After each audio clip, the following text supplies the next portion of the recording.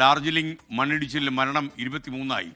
മരിച്ചവരിൽ 7 പേർ കുട്ടികളാണ്. സർസാലി, മെരിക് തടാകം എന്നിവിടങ്ങളിൽ സാഹചര്യം അതിരൂക്ഷമായി തുടരുന്നുവെന്ന് ഞങ്ങളുടെ ഡൽഹി ബ്യൂറോ ബൽറാം നെടുങ്ങാടി തത്സമയം ചേരുന്നു.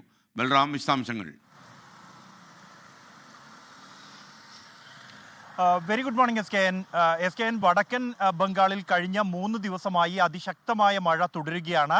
4 ജില്ലകളെ പ്രധാനമായും ഈ മഴക്കെടുതികൾ ബാധിച്ചിരിക്കുന്നു. ജൽപായ്ഗുഡി, സിലിഗുഡി, അലിപ്പൂർദ്വാർ എന്നീ ജില്ലകളിൽ വെള്ളക്കെട്ടുണ്ട്. എന്നാൽ സ്ഥിതിഗതികൾ ഏറ്റവും മോശമായിരിക്കുന്നത് ഡാർജിലിംഗിൽ തന്നെയാണ്. ഡാർജിലിംഗ് സിലിഗുഡിയിൽ നിന്നും ഒറ്റപ്പെട്ട ഒരു നിലയിലാണ്.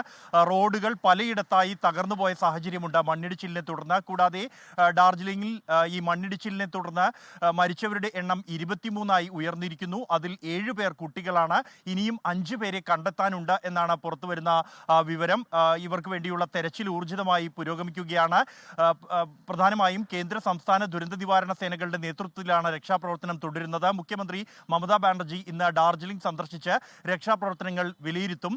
ഒപ്പം തന്നെ ധനസഹായം അടക്കമുള്ള പ്രഖ്യാപനങ്ങളും സംസ്ഥാന സർക്കാർ നടത്തിയിട്ടുണ്ട്. സ്ഥിതിഗതികൾ ഇപ്പോഴും സങ്കീർണമായി തന്നെ തുടരുന്ന ഒരു സാഹചര്യം ഉണ്ട്. കാരണം മഴ ഇപ്പോഴും ശക്തമായി തുടരുകയാണ് ഈ മേഖലയിൽ എന്നുള്ളത് തന്നെയാണ്. ഇതോടൊപ്പം വടക്കൻ ബംഗാളിനെ ആശങ്കയിലാക്കുന്ന മറ്റൊരു കാര്യം എന്നുള്ളത് ഈ ഭൂട്ടാനിലെ താല ഹൈഡ്രോ പവർ ഡാം സാങ്കേതിക തകരാറിനെ തുടർന്ന് അവിടെ നിന്നും വെള്ളം ഒഴുകിക്കൊണ്ടിരിക്കുന്ന ഒരു സാഹചര്യമുണ്ട്. നിയന്ത്രിക്കാൻ കഴിയാത്ത സാഹചര്യമാണ് അണക്കെട്ടിലേത്. അതും ആശങ്കയുയർത്തുന്നുണ്ട്. ഒപ്പം തന്നെ ഇന്ത്യൻ അതിർത്തിയോട് ചേർന്ന നേപ്പാളിലെ ഇലം ജില്ലയിലും അതീവ രൂക്ഷമായ സാഹചര്യമുണ്ട്.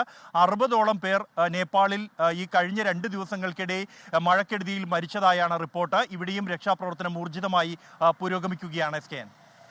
ലോകത്തെവിടെയായാലും ഏത് സമയത്തും 24 വാർത്തകളും ഓഗ്മെന്റഡ് റിയാലിറ്റി പാക്കേജുകളും എക്സ്പ്ലെയിനറുകളും വിശദമായി കാണാൻ ഞങ്ങളുടെ യൂട്യൂബ് ചാനൽ നിങ്ങൾക്ക് സബ്സ്ക്രൈബ് ചെയ്യാം.